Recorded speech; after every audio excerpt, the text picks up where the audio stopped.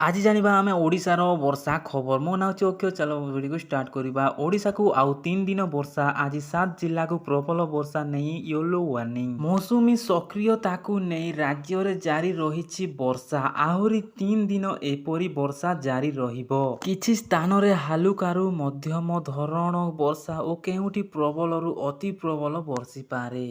एने पूर्वानुमान करिछि भुवनेश्वर आंचलिक पाणीपाग केन्द्र। उत्तर ओडिशा रे प्रबलरू अति प्रबल वर्षा नहीं 12 जिल्ला को जारी होइछि येलो वार्निंग। बालेश्वर, भद्रक, केन्दुझर, मयूरभंज, सुंदरगढ़ जिल्ला रे भीषण वर्षा होई पारे। प्रबल वर्षा पाई जाजपुर, ढेंकानाल, अनुगुल, देवगढ़, संबलपुर, झारसुगुड़ा और बरगढ़ जिला को वार्निंग जारी होइछि।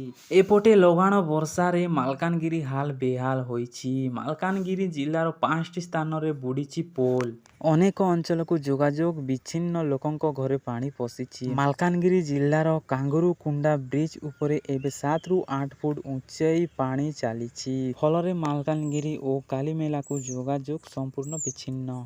सेही भली पोटेरू कन्याश्रम MV90 एवं MV96 पोल उपरे मध्य पानी चालुछि।